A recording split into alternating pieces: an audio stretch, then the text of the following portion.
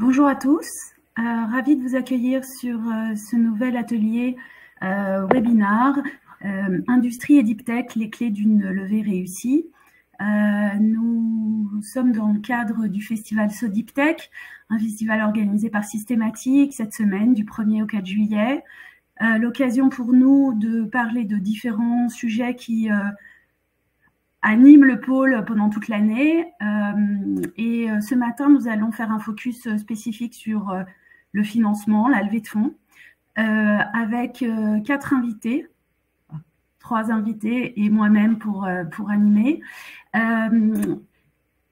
Fadoua Sub de Sovereignty, qui est notre vice-présidente du pôle et présidente du collège investisseur. Cyrus Contant, associé chez Crédit Mutuel Innovation, et Grégoire, excusez-moi votre nom de famille, pardon, je suis désolée. En tout cas, Grégoire, CEO d'Arfang Lab, qui va se présenter. Donc, peut-être je laisse la main à Fadoua Sub pour nous présenter Sovereignty rapidement. L'idée, c'est que chacun se présente puisque j'ai failli à mon devoir. Nous allons profiter de cette séance d'1h30 pour avoir un retour sur les différentes levées qu'a entrepris Arfang Lab et le choix de travailler avec différents investisseurs. Évidemment, Cyrus Contant du Crédit Mutuel étant le dernier arrivé. Et Fadoua Sub échangera et nous donnera aussi son expérience de l'investissement dans l'industrie et les deep tech. Et nous profiterons de cette heure et demie pour parler des bonnes pratiques et des clés d'une levée réussie. Fadoua. Bonjour à tous, merci Isabelle. Donc, je suis Fadoua Sub et donc je vais vous présenter en fait Sovereignty Invest Group, qui est notre dernier véhicule d'investissement, qui a un positionnement très original que je vais vous expliquer. Et après, on pourra aussi échanger sur ce qui se passe au collège investisseur systématique avec Cyrus et Grégoire. Donc, Isabelle, on peut voir le slide de Sovereignty Invest Group. En tout cas, on se positionne, c'est assez récent. Moi-même, j'ai un passé de VC, de banque d'affaires au début, de VC et de fonds un peu internationaux. Et on s'est fait la réflexion avec mes associés et partenaires que il manque un maillon dans l'investissement et je serais contente d'échanger aussi avec Cyrus sur ce sujet-là. On a fait un peu un panorama de toutes les startups, à la fois deep tech et industrielles en France, notamment dans les régions entre Systématique, puis les régions Grand Est, Grand Ouest et Rhône-Alpes. Et notre observation, c'est que les startups industrielles deep tech développent des sujets très intéressants, pointus. Elles trouvent facilement l'argent au début dans des fonds d'amorçage, des business angels ou des fonds très early stage, arrivent au proto.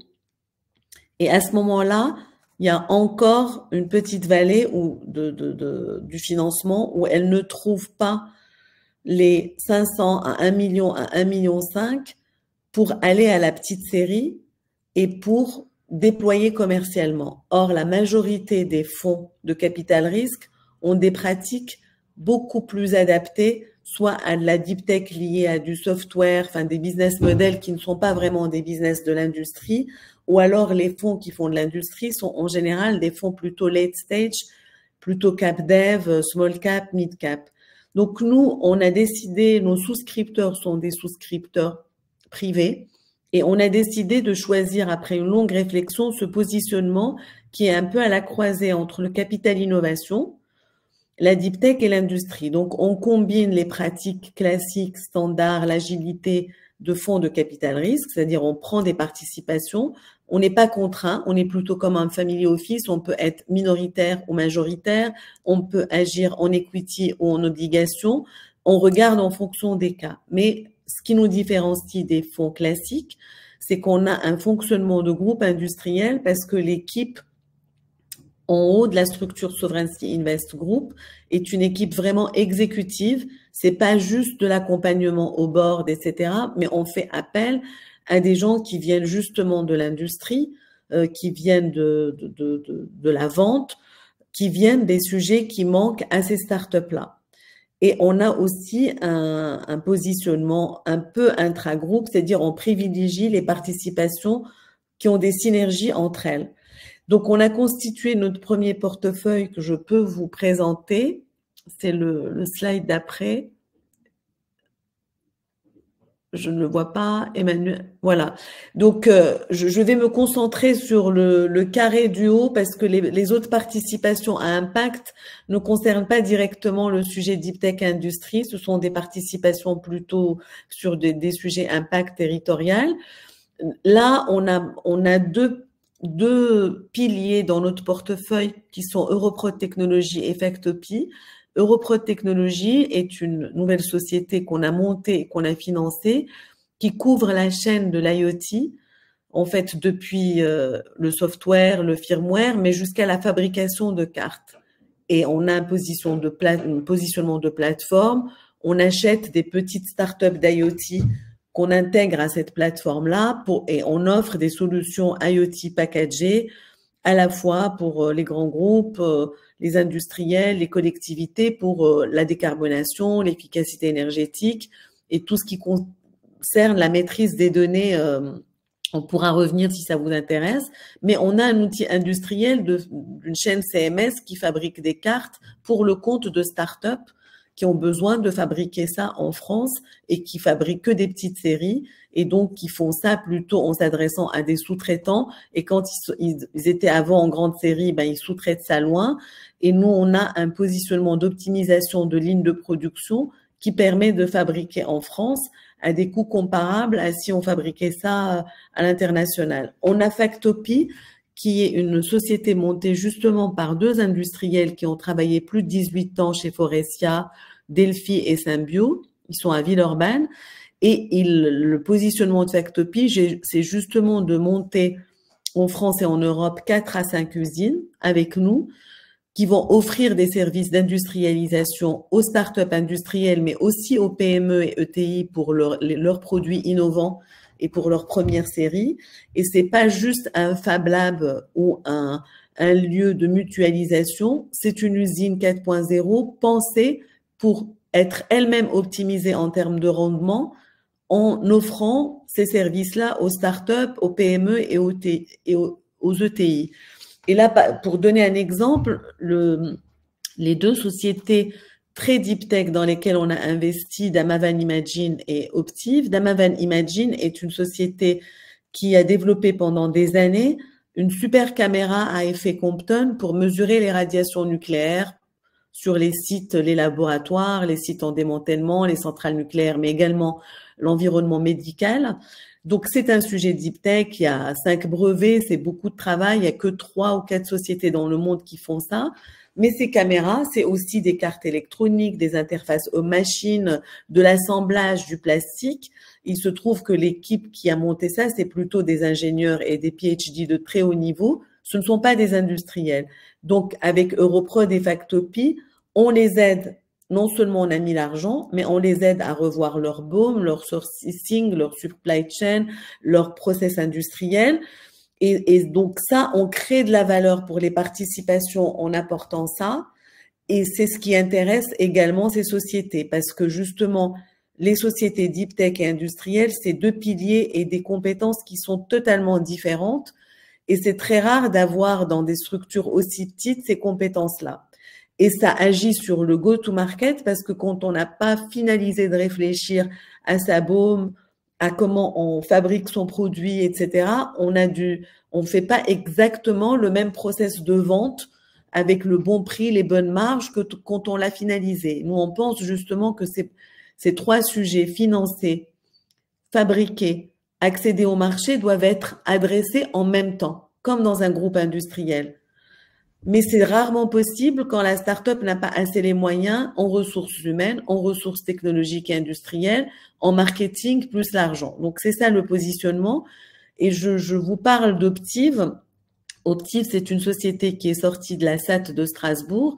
C'est pareil, il y a plus de 5 PhD qui sont extrêmement forts sur les sujets optiques, qui ont aussi 3 brevets basés sur une technologie à double guide d'onde qui sert à fabriquer des moteurs optiques pour les futures générations de lunettes AR sur le segment qu'on appelle see-through, c'est-à-dire dans l'AR, il y a les petites lunettes à affichage qu'on voit arriver maintenant sur du tout petit affichage sur la lunette. Il y a l'immersif comme les lunettes de Apple pour les gamers qui ont ces caractéristiques-là. Et il y a les futures lunettes qui vont arriver sur le marché qui projettent sur un écran à 83 degrés, comme si on regardait avec un see-through un écran en face.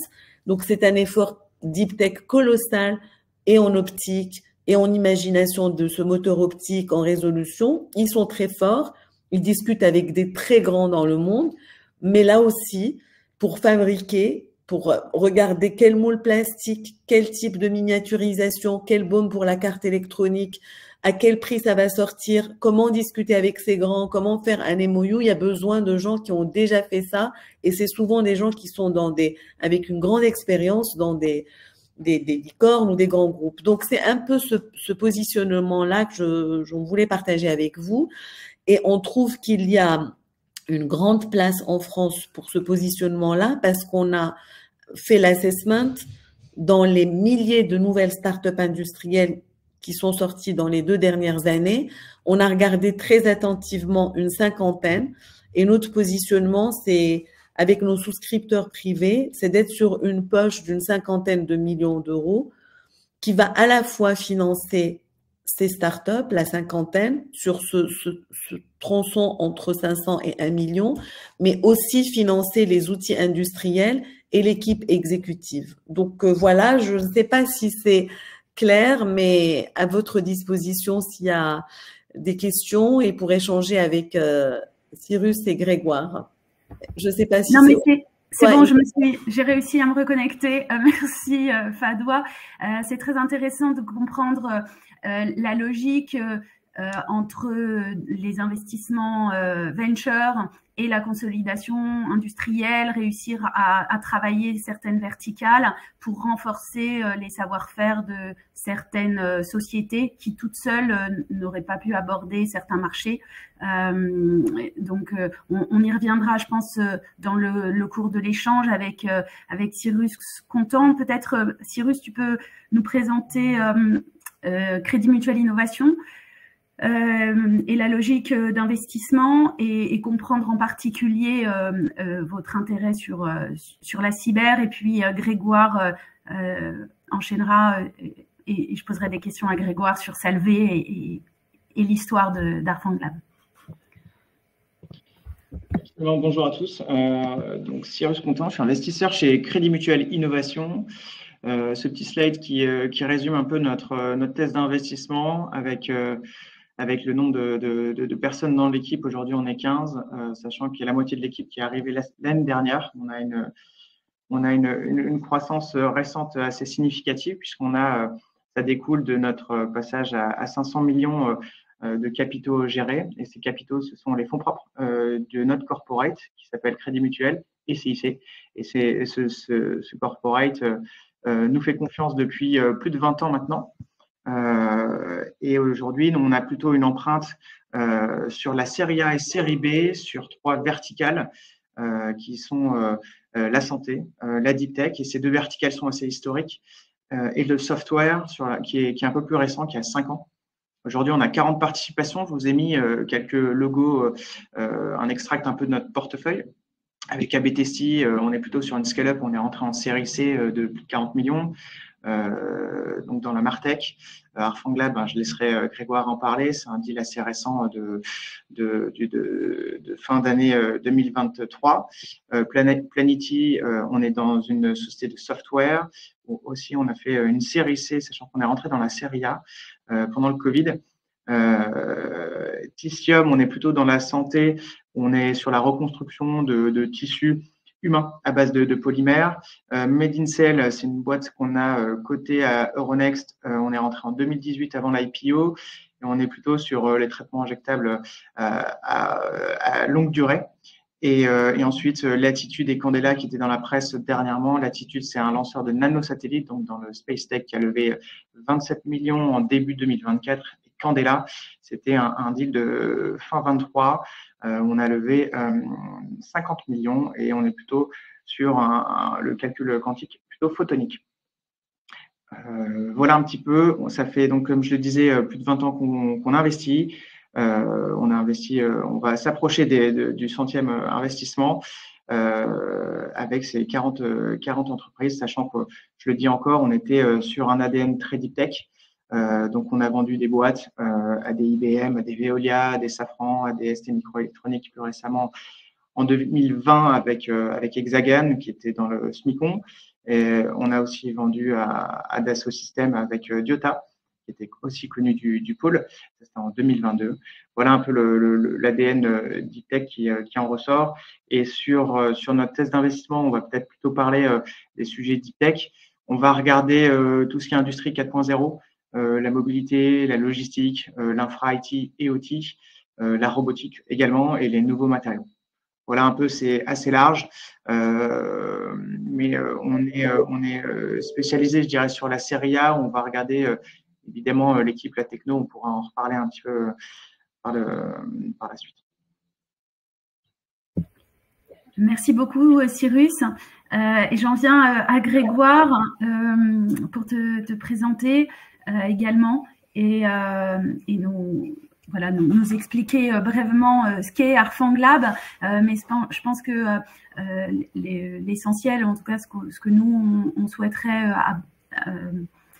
avoir comme insight ce matin, c'est l'histoire de la croissance de Arfang Lab et la logique de faire appel au private equity pour se développer et quelles ont été les différentes phases. Et puis, je pense que là, on sera après dans un échange un petit peu plus libre avec Cyrus et Fadoua sur cette expérience-là d'Arfang Lab. Et d'ailleurs, peut-être tu nous diras aussi si c'était ta première expérience entrepreneuriale ou pas. Merci Grégoire. Oui, bonjour à tous. Alors oui, effectivement, c'est ma première expérience entrepreneuriale. C'est déjà pas mal d'arriver avec une expérience qui est quand même assez prenante, on va dire. Donc Arfang Lab, c'est une société qu'on a créée en 2018 avec 4 cofondateurs. On est dans la cybersécurité, donc c'est une société de software. Si j'ai 1 ou 2 slides là, si on peut les passer. Le suivant en tout cas. Donc on développe un logiciel qui a des caractéristiques sur le type de déploiement et d'architecture qu'on peut déployer et qui s'intéresse à la détection des menaces avancées sur les endpoints, c'est-à-dire les terminaux informatiques. Donc c'est un sujet qui est vraiment d'actualité en ce moment, qu'il était déjà quand on a créé la société en 2018. L'idée, c'était, vu le passif qu'on a en tant que les 4 cofondateurs, on vient plutôt du monde de l'offensive, du défensif en cybersécurité. Donc c'était de se dire, on voudrait avoir les mêmes moyens en défense qu'en attaque. Le déséquilibre est trop fort. Et donc, ça nous a amené à développer un outil qui est dans la catégorie des EDR, Endpoint Detection and Response, donc une catégorie Gartner, et qui consiste effectivement à avoir un agent logiciel qui tourne sur le poste avec tout ce que ça implique comme contrainte. Poste de travail, c'est-à-dire machine virtuelle, ordinateur, serveur, que ce soit du Linux, du Mac, etc. Donc voilà, le sujet c'était ça, donc le sujet technologique c'était ça. C'est pas disruptif, on s'est mis un peu dans l'océan rouge en frontal avec des petites entreprises comme Palo Alto, Microsoft, CrowdStrike, SentinelOne, et on s'est dit on va bien le faire. Alors on se l'est peut-être dit un peu tard, parce que si on se l'était dit trop tôt, on n'aurait jamais lancé la boîte, mais n'empêche que en fait on a des vrais faire-valoir et des vrais différenciants. Donc en fait, quand je dis ça, c'est que Ce qu'il a fallu très vite faire, c'est trouver un positionnement, le positionnement de la société dans son marché vis-à-vis des clients et pourquoi notre produit va marcher et pourquoi il a marché d'ailleurs. Ça, c'est hyper important. On verra que c'est le premier souci, je pense, de l'investisseur, c'est comment est positionnée cette société, est-ce qu'elle est dans son marché, est-ce qu'il y a le product market fit, comme on dit, et est-ce que ça va avancer. Donc nous, on a développé la société sur fonds propres, le plus longtemps possible, c'est-à-dire jusqu'en 2021. Donc on a fait 3 ans sur fonds propres pour arriver au MVP. Le MVP était prêt au bout de 2 ans, et puis je peux dire qu'on a eu le premier gros client en 2021. Aujourd'hui, vous voyez, on a plus de 400 clients, on est quand même avec ces chiffres-là. Et il s'est agi à ce moment-là de vraiment industrialiser la solution dans toutes ses dimensions. Donc on sait ce qu'on veut faire. On a réécrit toute une partie du code parce qu'on a développé en Rust après, parce que ça nous semblait beaucoup plus pertinent, beaucoup plus léger. Donc ça avait plein de caractéristiques qui nous intéressaient. Donc c'était un énorme effort. Donc ça, fallait le financer, fallait recruter des personnes. Donc là, on était une dizaine. On est passé, on a été chercher une première levée de fonds puisqu'on est arrivé au bout de notre cash en 2021. Et évidemment, là, on s'est positionné plutôt sur une levée de seed, gros seed, on va dire, parce qu'on a levé 5 millions. Et on est allé chercher du VC qui comprenait ce qu'on voulait faire et qui était évidemment, qui pouvait avoir la sensibilité par rapport à la complexité, enfin à toutes les subtilités qu'on voulait mettre dans notre produit. Donc voilà, donc c'est ce qu'on a fait en 2021. Ensuite, on s'est développé énormément avec plus de 250% de croissance. On a très vite obtenu des clients essentiellement en France, dans le secteur de la défense, dans le secteur public. On a été assez dépendant du secteur public à un moment, ce qui peut effrayer un peu les investisseurs. Donc aujourd'hui, on a 40% de clients qui sont du secteur public. Et puis, très rapidement, on s'est dit qu'il fallait aller à l'international pour vraiment rivaliser au niveau mondial et positionner la société, puisqu'on avait des faire-valoir intéressants, les positionner au niveau international. Et donc, pour faire ça, c'est là qu'on a eu besoin d'aller chercher encore des fonds. Et puis aussi pour financer la croissance, évidemment, puisqu'on arrive aujourd'hui, on est 110. Voilà, 110 exactement, ça a plus de 100 salariés. On a 400 clients. On a un choix de distribution indirecte. Donc ça veut dire qu'on travaille beaucoup avec des partenaires, ce qui démultiplie la force commerciale. Nos partenaires, ce sont des gens qui font du SOC, le Security Operations Center, donc qui opèrent notre outil, qui leur permet de faire de la réponse, de la détection et de la réponse à incident. Donc ça veut dire que c'est plus d'1 million de endpoints qui sont supervisés, une partie en cloud, en SaaS, et une partie en on-premises, donc dans l'infrastructure du client, qui est une tendance réelle, forte, puisque là j'ai beaucoup parlé de cybersécurité, mais le postulat qu'on a pris à un moment, enfin au départ d'ailleurs, je me souviens, c'était pour la levée de fonds de seed, c'est qu'on a dit finalement on va essayer de décentrer un peu notre problématique et dire qu'est-ce qu'on fait. On est un broker de données. On tient le bas de la chaîne alimentaire, on est un broker de données du endpoint. Et quand vous prenez les choses comme ça crée une position assez stratégique, puisque quand on parle de data, de protection de la donnée, d'IA qui a besoin de collecter de la donnée, et ben c'est nous qui forgeons la donnée. Donc en fait, on est dans la chaîne alimentaire, on est en bas, on est indispensable, on est un peu moins visible, mais ça donne pas mal de valeur. Et évidemment, nous-mêmes, on est monté sur de l'IA qu'on a utilisé à foison, qui nous a permis d'avoir aussi des innovations dans le domaine. Donc cette deuxième levée de fonds, on l'a eu en 2023, comme le précisait Cyrus. La première levée, c'était avec Elaya, qui est un fonds de VC Tech, ça correspond bien à ce qu'on voulait faire. La deuxième levée, elle a été emmenée par Crédit Mutuel Innovation. Puis je pourrais détailler un peu pourquoi on a fait les choix de ces différents fonds, et on l'a closé l'été dernier. Dans deux contextes complètement différents, puisque ça vous a pas échappé, entre 2021 et 2023, ou même maintenant, le monde de l'investissement s'est un petit peu arrêté, renversé. L'argent facile, il y a quelques robinets qui se sont fermés.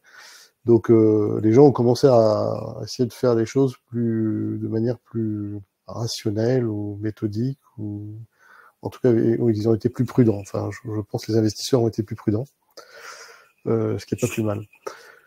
Donc voilà, on en est aujourd'hui. En termes de métriques, c'est important de comprendre, quand on a fait la première levée, on était à 1,5 million d'ARR à peu près. Aujourd'hui, on a dépassé les 10 millions. Donc on rentre, on change de catégorie. Et l'étape suivante, eh ben, c'est soit d'une série B, soit de la recherche de fonds de private equity, parce qu'on on peut arriver à rentabilité sur la prochaine étape de levée, on serait peut-être rentable. Donc c'est des choix différents, c'est des choix stratégiques qu'on doit faire, et c'est ce qu'on est en train de faire en ce moment. Ce qui est vraiment une autre période de la vie de l'entreprise. Grégoire, avant de parler spécifiquement de cette dernière levée faite la fin 2023, j'avais une question sur la rentrée des premiers fonds structurés comme Elaya.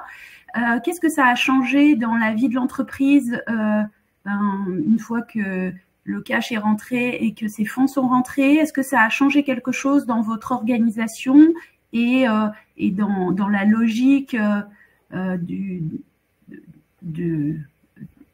du réseau et des prises de décision? Est-ce que tu as un retour à nous faire sur cette première expérience d'un fonds structuré dans le capital?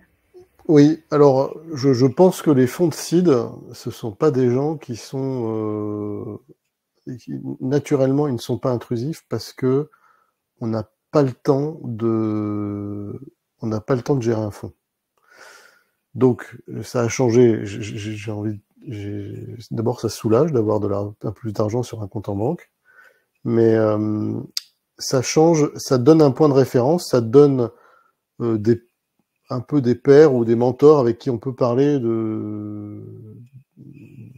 on peut avoir des références et des métriques pour savoir où on en est, comment on se positionne par rapport au développement de la société, sa croissance. Et puis, ça permet d'avoir des réflexions, de partager la stratégie et d'échanger avec le fonds. Mais ce sont que des choses positives, et c'est pas des gens qui sont intrusifs sur le reporting, voilà. Ils savent très bien qu'ils mettent de l'argent à un stade de développement de la société où eh ben, on va pas forcément tout tracer correctement, on va regarder de façon macro que tout se passe bien, et c'est là que c'est important, c'est qu'en fait, c'est là que le fit doit être très fort humainement entre les gens qui sont venus investir dans la société. Donc on parle de personnes, c'est pas vraiment le fonds Elaya, mais c'est les gens qui étaient là à ce moment-là, et avec qui on a pu échanger, avec qui on se voit régulièrement, et il y a une confiance qui s'instaure. Donc c'est voilà, c'est surtout ça. Mais c'est une confiance qui s'instaure, vous les cofondateurs, ou toi le fondateur. Pardon, excuse-moi, d'ailleurs, vous étiez plusieurs cofondateurs? On est 4 cofondateurs, mais oui, enfin le fonds, c'est surtout moi qui les gère. Et j'ai un cofondateur qui s'occupe de la finance, et mon CTO aussi. Oui, c'est vraiment une relation de confiance. Ils voient bien comment on structure les choses, comment on est organisé, et ils ont confiance. On n'est pas en train de... Enfin, toujours pareil, on parle souvent de gestion de bons pères de famille. Quand on est un peu méthodique et discipliné, tout est une affaire de discipline, ça rassure, et ça permet de se dire, voilà. Après, on peut être plus ou moins audacieux dans les investissements, on peut ne pas aller assez vite aux yeux d'un VC, ne pas dépenser assez d'argent dans certains domaines. Il y a des débats, voilà. Mais à ce stade, en tout cas sur un fonds de seed, c'est essentiellement pour développer le produit. Donc en fait, on sait ce qu'il faut faire. On est plutôt en investissement sur la partie tech, R&D. D'ailleurs, on reste très fort toujours. On a une composante R&D qui représente quand même 60% du personnel, c'est de la R&D, ce qui est quand même encore assez fort, même après une série 1.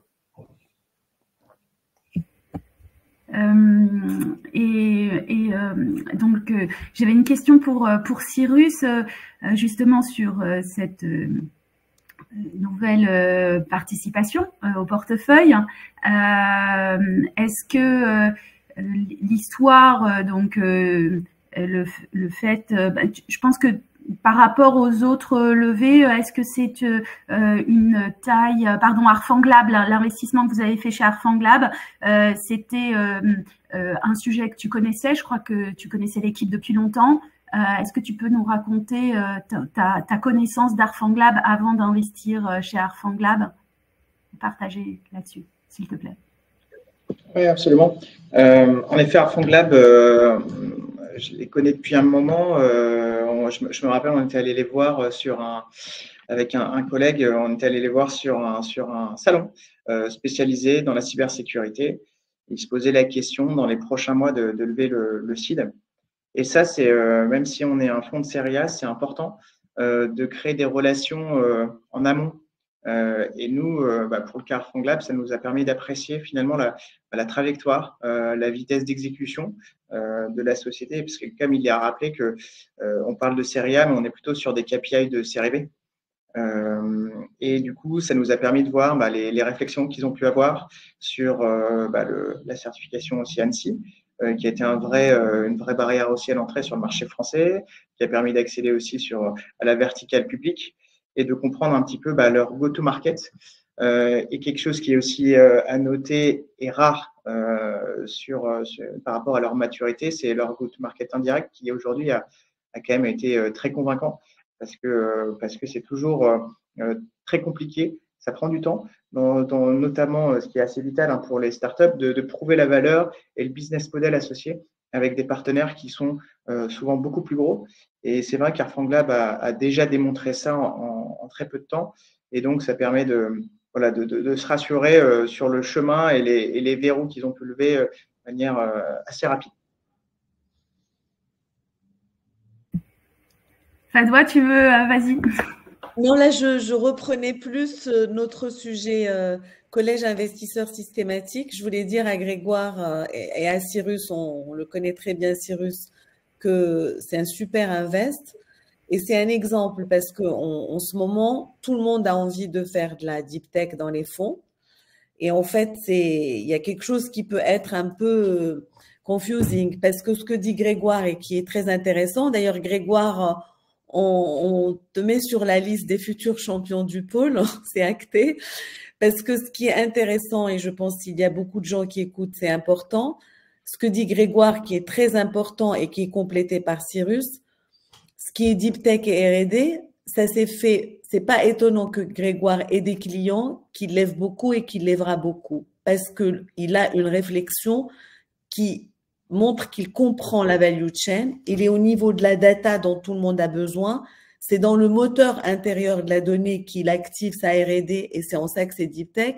Si on ne comprend pas ces value chain comme Cyrus qui a pris le temps de les voir depuis le début, on peut passer à côté en se disant c'est pas puissant parce que c'est pas du quantique ou etc. Et surtout, ce qui est hyper intéressant dans ce que dit Grégoire, c'est que justement les sujets, c'est ce qu'on se disait hier, les sujets data, IA, tout est systémique, c'est écosystémique, c'est fait dans le produit qui est revu, qui est remouliné, mais parce qu'il sait exactement à qui il le vend et à quel prix ça passe et qui sont ses clients. Donc, c'est ce sujet-là. Donc, si on est en train de parler de qu'est-ce qui fait le succès d'une levée de fonds, là, on a un investisseur qui ne se targue pas, qui fait de la deep tech depuis toujours, qui accompagne les boîtes depuis le début, qui apporte la vision de il y va parce qu'il y a un modèle économique, et un entrepreneur aussi qui non seulement connaît la R&D, mais se pose la question de base, qui va acheter, à quelle marge, comment je fais un MRR. Et en fait, pour les entrepreneurs, s'ils nous regardent, c'est très important parce qu'on a souvent des entrepreneurs qui sont très forts sur des sujets deep tech, c'est-à-dire qu'il y a du jus de crâne, de la R&D, de la réflexion, mais qui ne sont pas quand même en mesure de regarder jusqu'au bout ce qui se passe sur la planète, en Europe et sur les modèles économiques. Et donc, c'est absolument pas étonnant que Grégoire ait pu lever à la fois dans des temps faciles et des temps difficiles, parce qu'il a tout simplement les deux. Et donc, moi, Cyrus, il faudrait que tu donnes beaucoup plus d'interviews, etc., parce que c'est important en ce moment où tout le monde veut faire de la deep tech, d'expliquer que c'est pas la Fashion Week, et une année on va faire la deep tech, l'année prochaine on va faire je sais pas quoi. C'est tout simplement que les boîtes qui lèvent de l'argent doivent aujourd'hui avoir un volet fort en technologie, sinon elles ne sont pas compétitives. On n'a pas arrêté de le dire hier. Mais si elles n'ont pas non plus tout le plan d'exécution, une vision claire des marges, à qui je vends, à combien, ça ne le fait pas non plus. Et c'est les deux ensemble. Et donc, même les entrepreneurs, Grégoire a dit à juste titre, parce qu'ils sont matures, c'est pas des gamins. C'est génial d'avoir eu Elaya qui a pas été sur vos dos parce qu'ils ont eu le bon flair et vous avez profité vraiment de l'air que ça donne le premier ticket. Mais, les entrepreneurs, on leur conseille aussi de demander au fond, quand ils discutent avec eux, quelle va être exactement notre relation, qu'est-ce que vous apportez par rapport à ça pour qu'il n'y ait pas des misunderstandings quand on arrive à pas atteindre ces milestones où les gens ne sont pas contents. Donc Cyrus, je comprends mieux pourquoi tu es avec nous dans tous les comités avec Isabelle, parce que aussi c'est une façon de voir tout ce qui se passe un peu dans l'écosystème, pas forcément que pour choisir des investissements.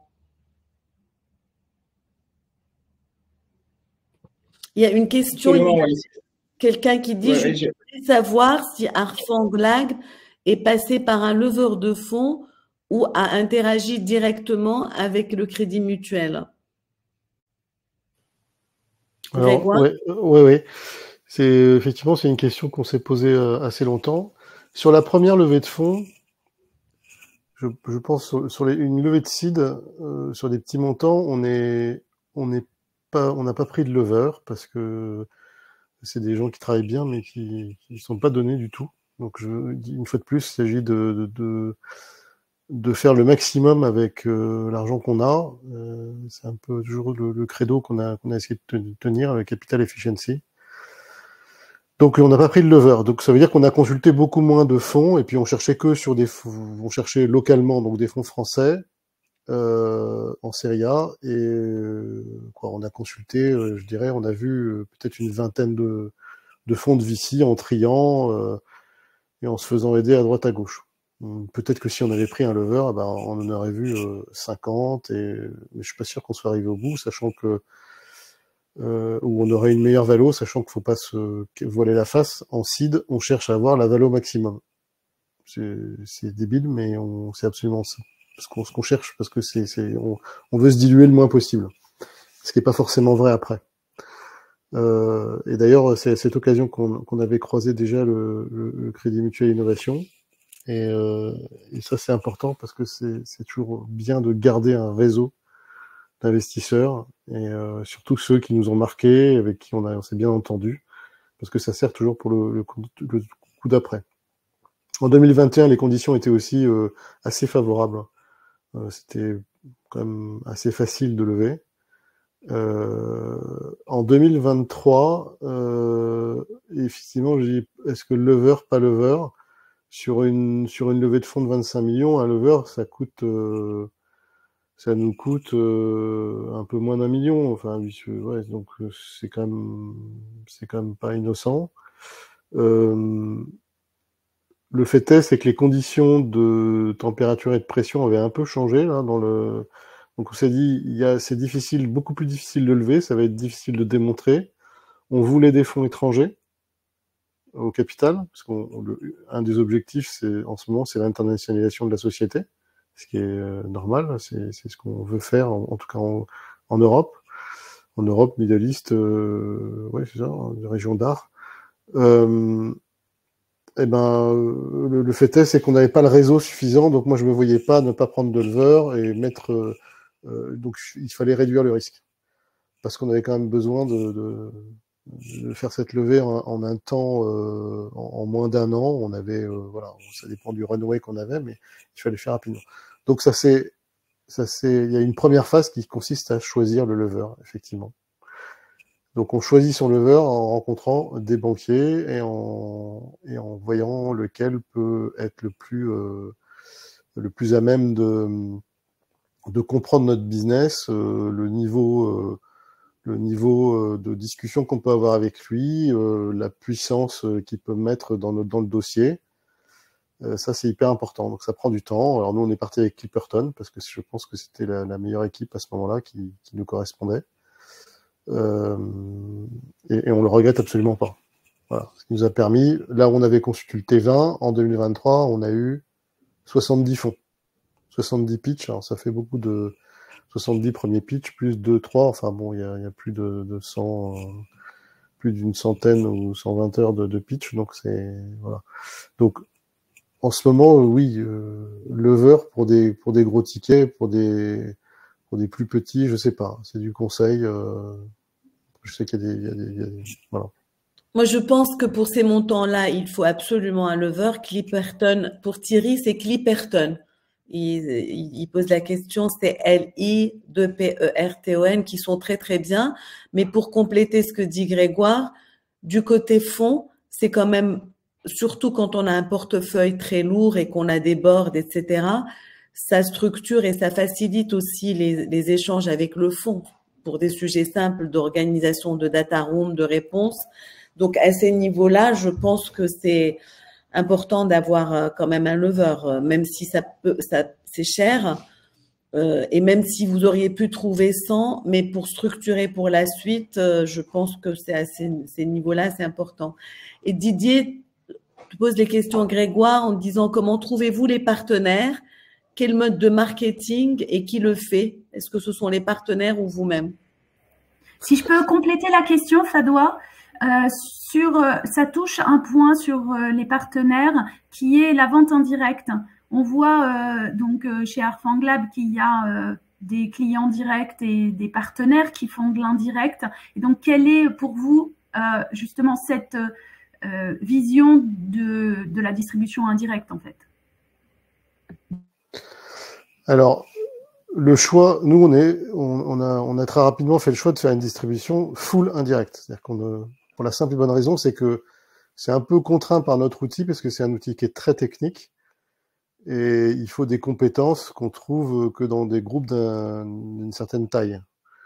Quand vous avez une entreprise qui a 100 000 endpoints, bon, souvent il y a un CERT, ils sont capables d'utiliser un outil comme un autre.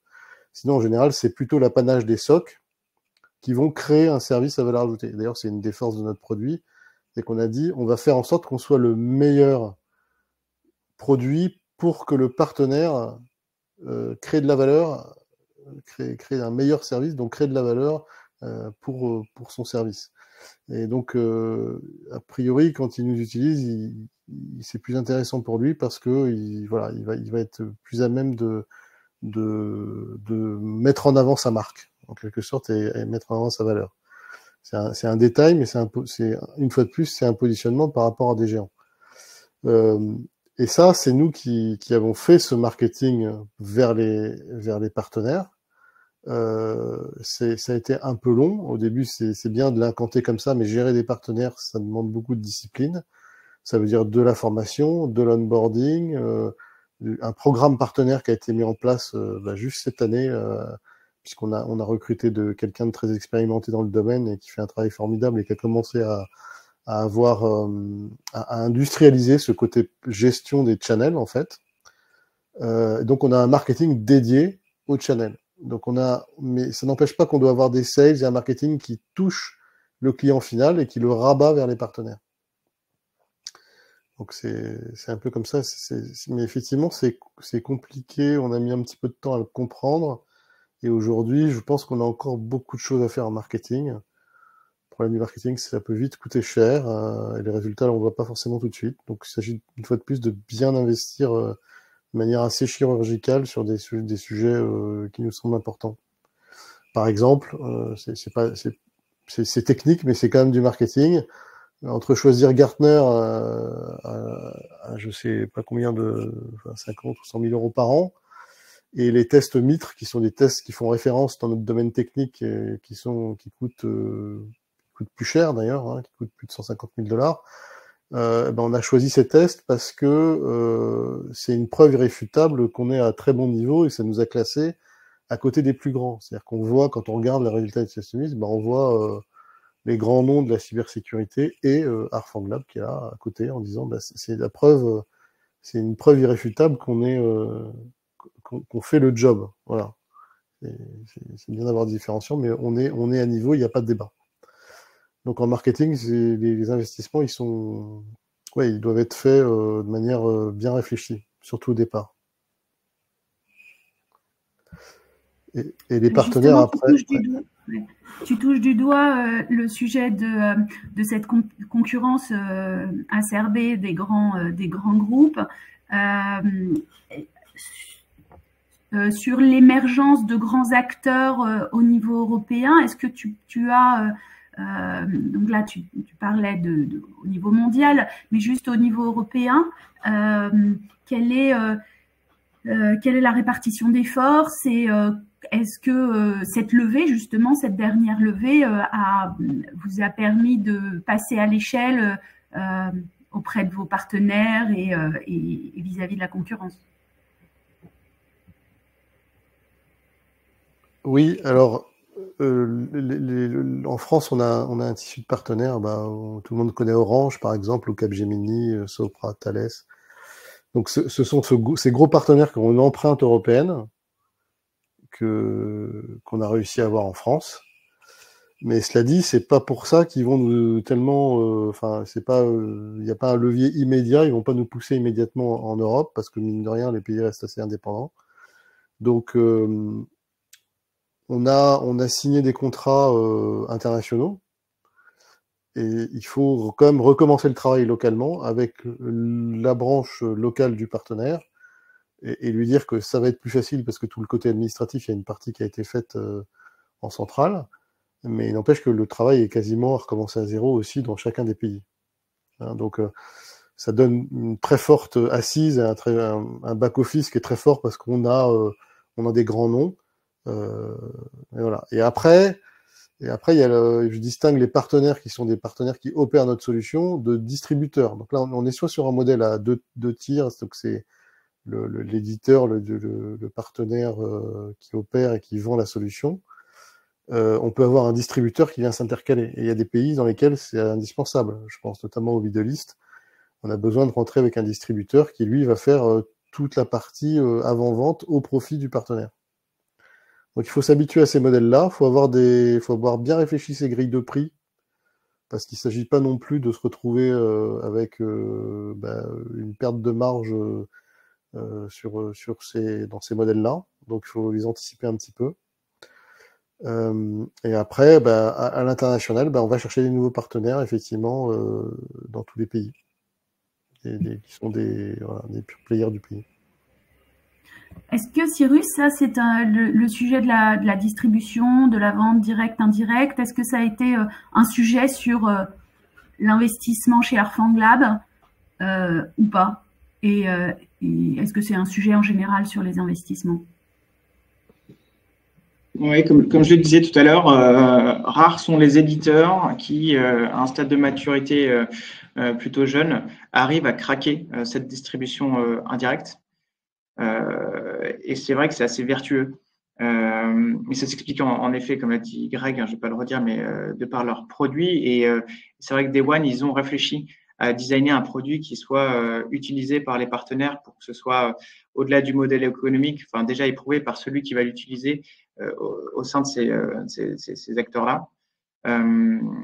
Et en effet, c'est quelque chose qu'on regarde souvent parce que c'est un stream de revenus assez important, parce que faire le direct et l'indirect, mais ça prend beaucoup plus de temps. Donc souvent, dans les sociétés de logiciels, on les voit dans des stades de maturité plutôt série B, série C, et encore. Mais en effet, Arfang Lab a un réseau de partenaires de classe internationale, arrive aussi à adresser le mid-market et le small avec toujours cette logique de win-win. Donc, c'est vrai que c'est quelque chose qui nous a aussi beaucoup convaincus parce que, en effet, d'y aller en direct, ça demande aussi des ressources différentes.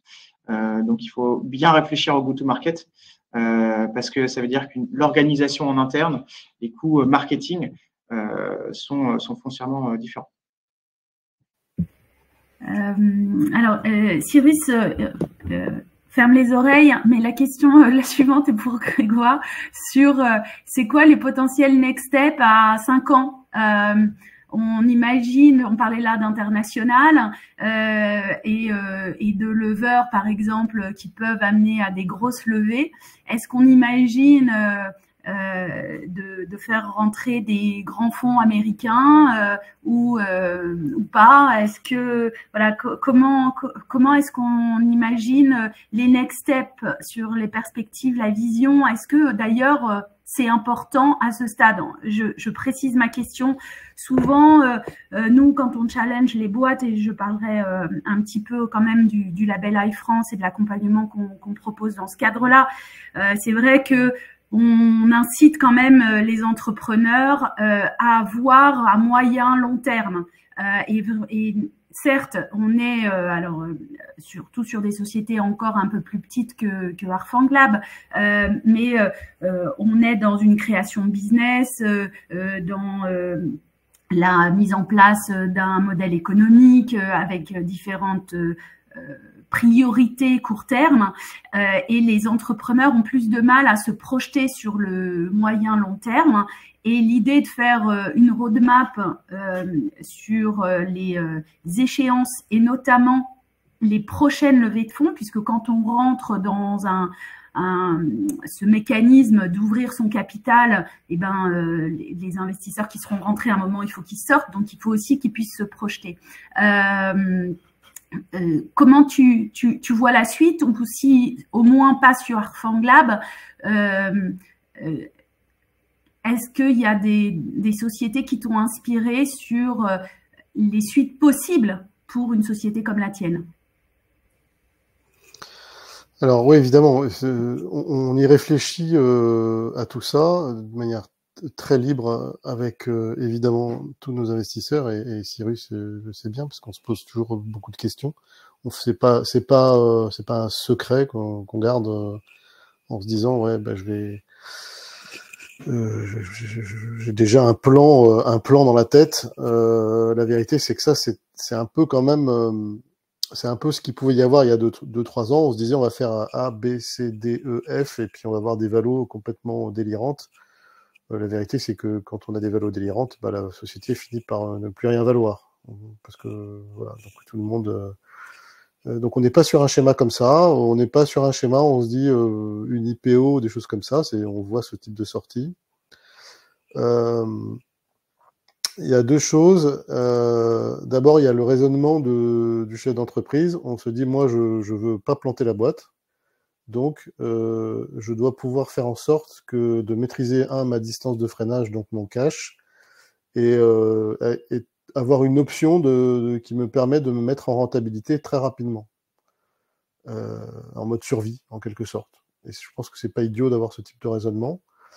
Et ça plaît aussi, potentiellement, à des gens qui voudraient réinvestir dans la société dans un mode LBO ou private equity pour donner beaucoup plus d'air, beaucoup plus de cash et éventuellement permettre à la société d'avoir des stratégies de croissance externes en faisant du M&A. Donc ça c'est mon raisonnement. Ensuite on a une logique de ce que je dis make team buy. Pourquoi? Parce que on veut on a la vision c'était un peu souligné par Fadois tout à l'heure.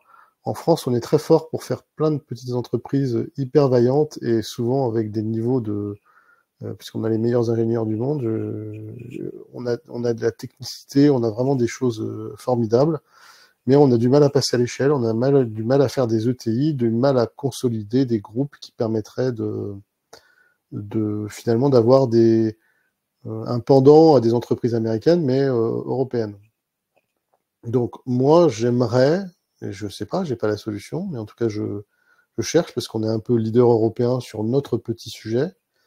Et dans le domaine de la cybersécurité, je regarde tous les mouvements de plaques tectoniques là qui se font entre les différents pays et en différentes sociétés qui sont en Europe.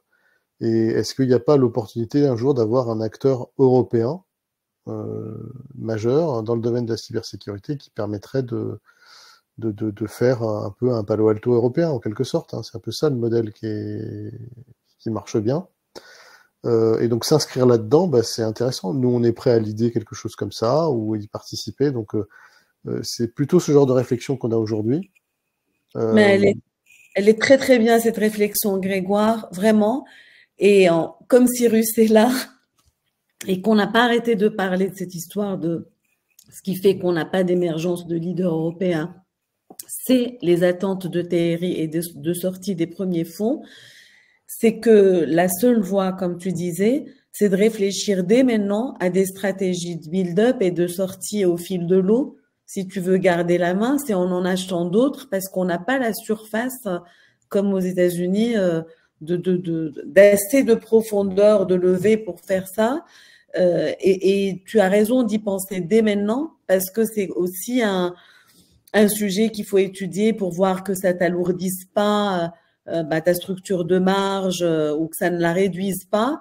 Mais effectivement, comme tu es pragmatique, que tu es parti comme ça, que tu es bien entouré, que tu as du cash devant toi, Isabelle, si tu veux qu'on ait des leaders et qu'on n'entende pas dans 2-3 ans parce qu'il sera au bon endroit dans le Gartner, Cyrus sera content parce qu'il fera un bon multiple et que ce sera une session, ce serait dommage, notamment sur ton sujet. Donc, effectivement, le sujet d'LBO successifs et avec des gens comme Tikeo qui s'intéressent maintenant aussi à la deep tech, ça peut faire de belles sorties pour Cyrus au fil de l'eau et te garder. Et tu as archi raison de dire que là, on raisonne plus en termes de valo parce que tu pourras faire du cash out, garder peut-être des minorités petit à petit, mais rester à la tête d'un groupe. La logique de groupe, c'est quelque chose qui t'anime, Fadoua, sur Sovereignty. Quand tu l'as présenté, là, c'est consolidation stratégique, c'est des verticales. Voilà, en fait, la discussion, c'est ce que tu dois avoir aussi en tête, Grégoire. C'est différent pour Cyrus. Cyrus, tu vois, toi, tes portefeuilles, il faut qu'ils se portent bien, qu'ils sortent. Mais quand on regarde un peu l'ensemble de ce qui est disponible comme start-up et PME financées depuis plus de 15-20 ans et encore vivantes sur justement les sujets B2B et Deep Tech, mais c'est difficile de faire de la consolidation. Comme tu disais à juste titre, Grégoire, c'est pas juste la R&D ou la Deep Tech. Après, c'est du boulot. Qu'est-ce qu'on prend, qu'est-ce qu'on garde, comment on organise ça. Mais une des voies pour faire émerger des leaders européens, c'est ce qu'on décrivait, c'est-à-dire des financements un peu plus smart une fois qu'on a fini les levées de fonds, donc du build-up, des mini LBO, de la consolidation avec des fonds evergreen, des gros family office, des privés, pour ne pas être dans cette logique série A, série B, C, D, puis sortie qui marche pour quelques-unes dont on est très contente, les licornes, etc. Et c'est un sujet qu'on a envie aussi d'échanger avec toutes l'écosystème systématique qui est adapté à ça. Donc oui, moi je suis très pour. C'est un boulot qui n'est pas habituel parce qu'il faut se retrousser les manches, faire aussi comme quand un grand groupe achète des boîtes, mais de façon aussi agile que le fait un fonds ou une start-up. Parce que si c'est un grand groupe, ça peut être très lent et donc on n'atteint pas l'objectif. Donc, mais Grégoire, j'aurais tendance à lui faire confiance. Je regardais son profil, donc c'est pas un jeune start-upper juste geek. Tu sembles être pragmatique. Donc, et Cyrus, toi, tu en penses quoi? Est-ce que cette idée, comme vous aussi, vous êtes très ouvert et vous à la fois généraliste, mais toi, tu es sur des sujets deep tech, tu penses quoi de se rapprocher de fonds qui ont les poches plus profondes pour faire des achats de parts, des cessions de parts, de revoir un peu, de réfléchir au pacte de cette façon-là pour ne pas être juste sur la logique je lève, je survalorise et je cherche un exit. Ouais, c'est des vrais sujets et d'autant plus, je dirais, actuels qui ont émergé sur les 18 derniers mois. Moi, j'ai 2 startups dans mon portefeuille qui ont racheté d'autres sociétés. C'était historiquement du jamais vu. Et l'écosystème tend à ça. Oui. Bon, il y a plusieurs raisons que je ne vais pas énumérer ici, mais c'est vrai que c'est aujourd'hui, on est dans un marché qui se polarise un petit peu. Nous étant un fonds evergreen d'un demi-milliard, c'est vrai qu'en fait, on fait du sur-mesure pour nos boîtes. Évidemment, on cherche à faire du return, à accompagner la boîte. Mais ce qui est clé pour la société, et je reprends le propos, c'est pas la valorisation qui vont être crantées à chaque levée de fonds. Le but, c'est l'exit final et la valo finale. Et c'est toujours avoir en tête du bon partage de la valeur. C'est en maintenant ce partage de la valeur entre les investisseurs et le management que l'exit sera le plus bénéfique pour tous. Parce que pour en avoir vu certains, des deals où ça commence un peu à se tendre d'un côté ou de l'autre avec des valos qui sont pendant tout le chemin un peu trop élevés, en fait, ça crée des tensions, des promesses qui sont inaccessibles. Ouais. Et donc, c'est vrai que ça, c'est tout l'enjeu. Donc, il faut bien calibrer les besoins de levée, il faut bien calibrer les valorisations, pas trop, pas assez et pas non plus dans des sphères trop élevées. Et voilà, parce que le endgame, c'est toujours la valeur d'exit.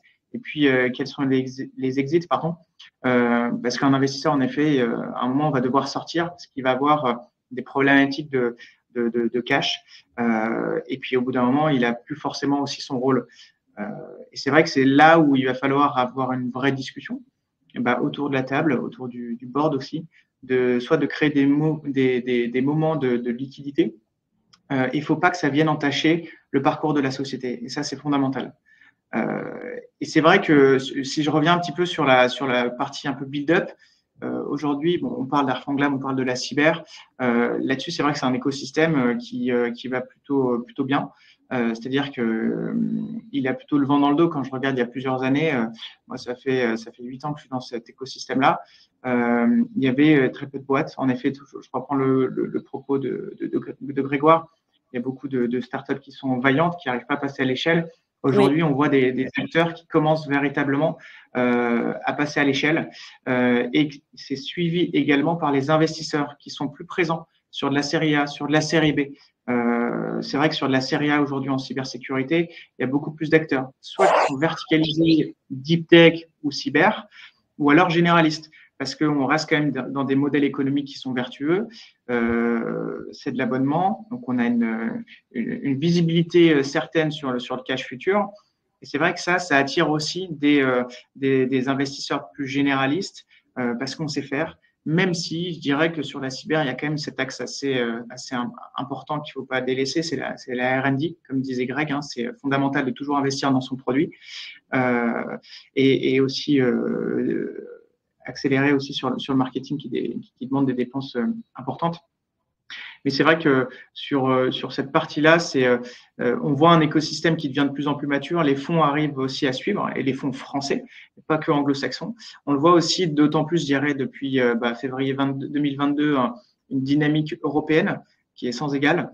Et donc, on voit aussi des fonds d'investissement qui viennent de partout en Europe à regarder des sociétés. Moi, c'est vrai que je vois des confrères qui viennent de Belgique, qui viennent des Pays-Bas, qui viennent du Portugal, qui vont regarder nos actifs français et même américains.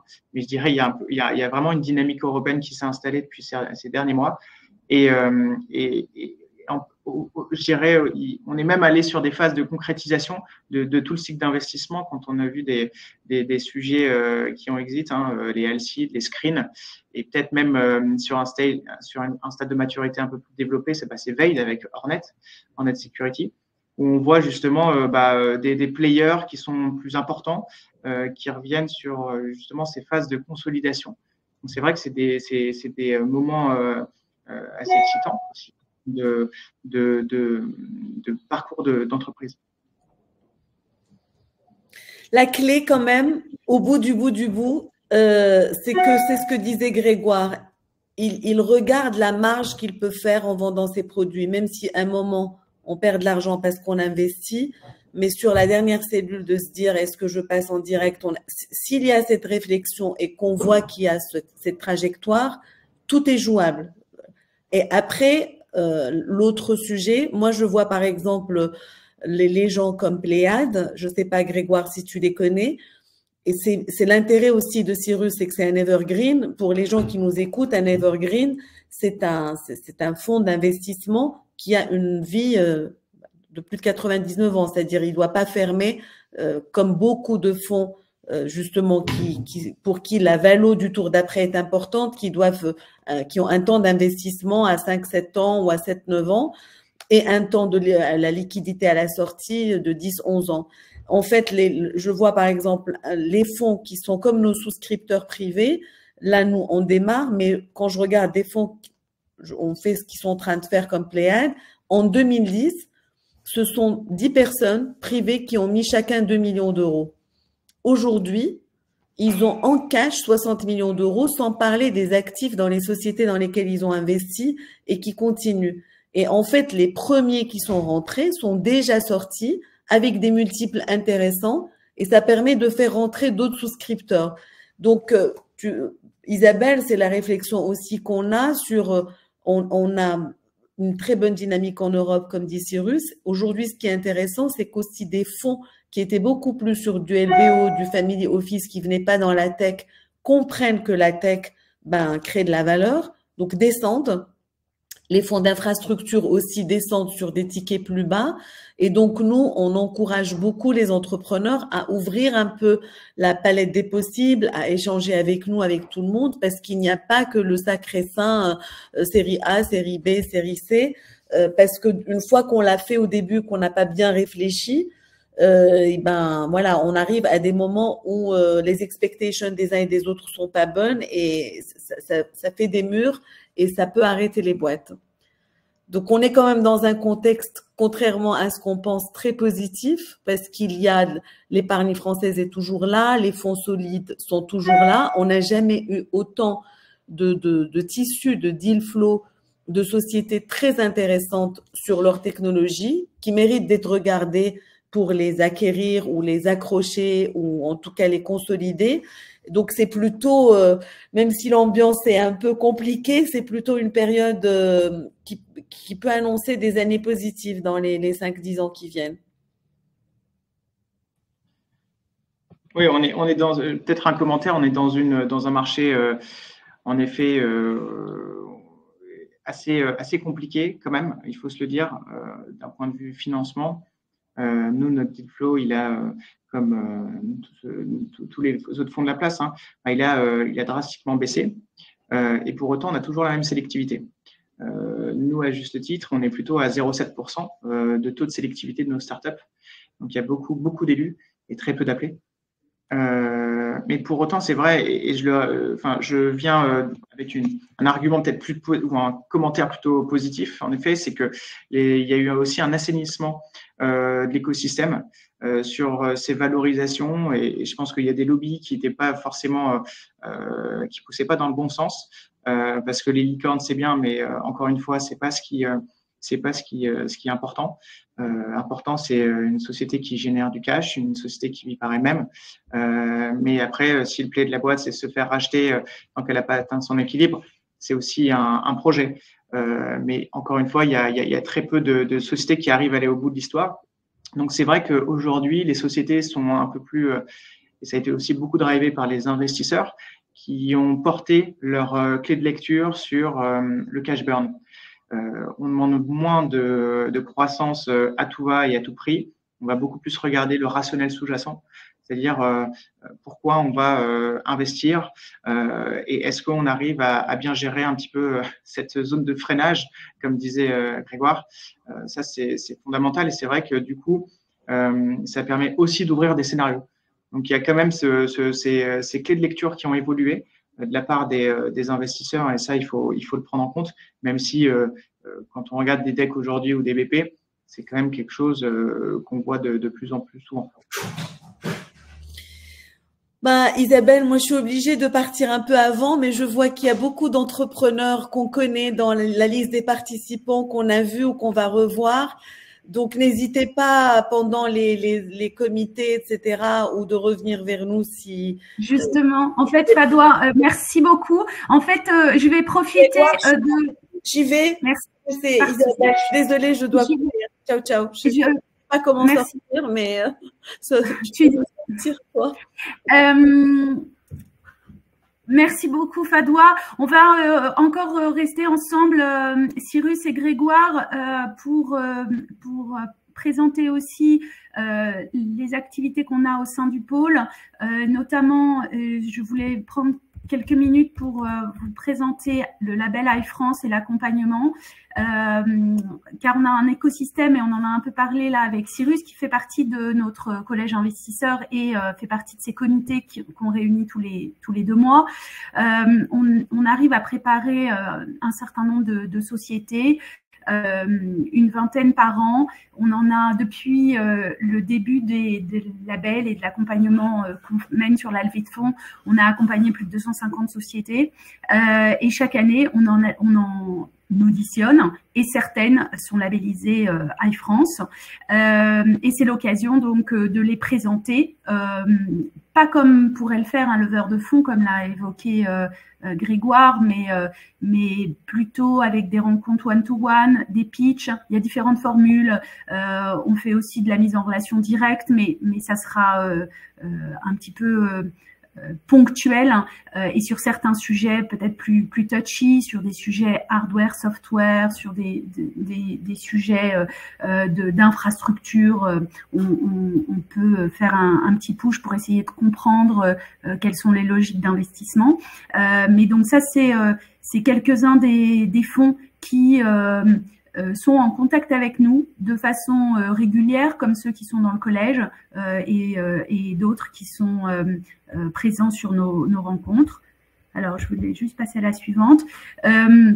Depuis le début de nos activités sur la partie développement économique, il y a le sujet de la levée de fonds. On a ce label iFrance qui nous permet donc d'accompagner les sociétés, mais notre écosystème et Grégoire avec Arfang Lab fait partie de ceux qui ont fait des belles levées l'année dernière. Donc l'année dernière, il y a 618 millions qui ont été levés par notre écosystème. Avec quelques champions qui ont levé également. Un petit focus sur ce qu'est le label iFrance au niveau national.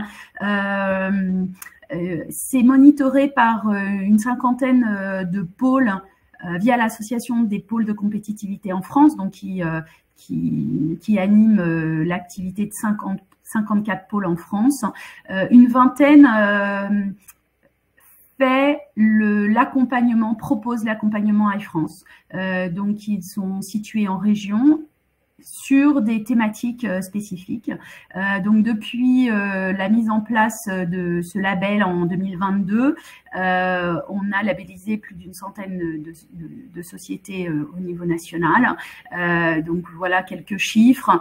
Ça permet aussi de faire comprendre que on a beaucoup de sociétés qui se préparent à la levée de fonds et finalement, les ratios reprennent assez bien les ratios du private equity et du venture en France, avec un petit 10% qui arrive finalement à lever, en sachant qu'il y a une sélection faite à la base sur des sociétés qui ont fait appel aux équipes opérationnelles des pôles de compétitivité, qui se sont préparées et on en a labellisé un certain nombre. C'est des sociétés qui savent ce qu'est une levée de fonds, ont modifié et travaillé beaucoup leur présentation, mais aussi ont profité de cet accompagnement pour mieux se structurer, réfléchir aux points qui seront les points qui sont abordés par les fonds, les investisseurs,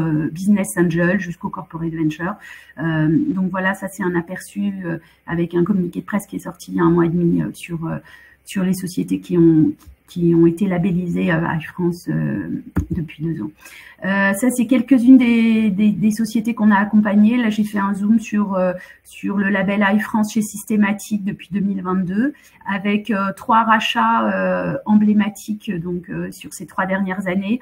AR24, Simple Login et TrustHQ sont des sociétés qui avaient été labellisées par le pôle il y a un peu plus longtemps, mais qui ont été rachetées en 2022 par ces groupes.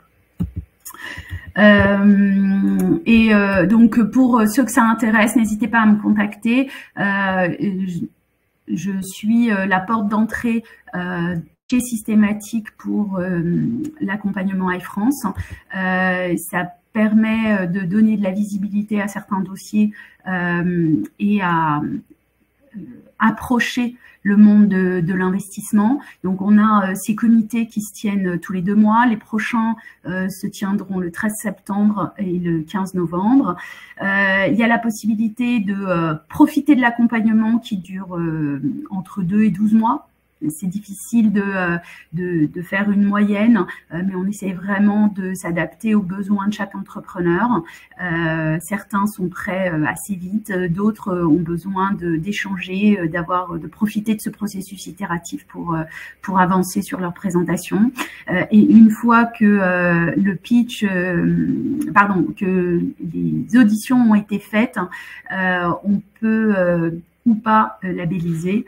Et une fois qu'on a cet aval sur la labellisation, l'Association française des pôles de compétitivité nous donne une vitrine supplémentaire pour mettre en relief et donner de la visibilité aux PME. Donc, on a cet accord avec Euroquity, avec France Angel et France Invest, dont on profite largement.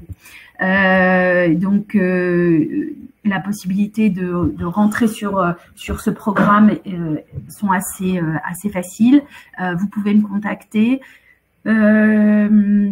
J'ai aussi la charge d'animer le collège des investisseurs. On a une vingtaine d'investisseurs aujourd'hui. Non, il n'y a pas de slide sur ce sujet. On a une vingtaine d'investisseurs aujourd'hui et on se réunit donc au travers de ces comités, mais on se réunit aussi entre nous. Et notamment hier, ça a été l'occasion d'avoir une séance de 3 heures, 2h30, 3 heures, pour parler de co-investissement possible entre les fonds membres de Systématique, voire des best practices et des zooms sur des rationnels d'investissement. On a évoqué l'aspect tech, notamment hier, et le quantique. J'étais ravie de vous avoir.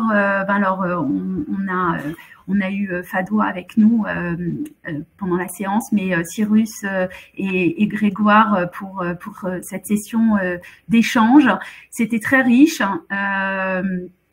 Il est possible que certains des entrepreneurs qu'on a en ligne vous recontactent et Grégoire en particulier, on aime bien même faire donner la possibilité à nos entrepreneurs de parler en one-one avec des dirigeants qui ont pu lever parce que ça donne ça donne du concret, ça permet d'échanger sur des problématiques que vous pourriez avoir rencontrées et qui pourraient être utiles aux autres. Mais en tout cas, cet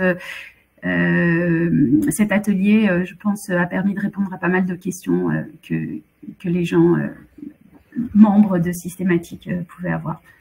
Merci à vous et à très bientôt. Et le festival Sodiptech continue avec 2 autres ateliers aujourd'hui. Les webinars se tiennent jusqu'à aujourd'hui l'après-midi. On a notamment une session, alors il y en a 3, pardon. Il y en a une sur changer d'horizon, embarquer vers de nouvelles sources de financement européen, ça commence à midi. Une autre session à 14h30 sur les PME de croissance et la gestion de la trésorerie, l'optimisation. Et enfin, un dernier webinaire de 16h à 17h sur les politiques d'achat responsable et l'optimisation de la stratégie RSE. Merci à tous pour votre participation et à très bientôt pour de nouvelles aventures sur la levée de fonds. Au revoir. Merci, au revoir. Merci beaucoup. Au revoir. Merci.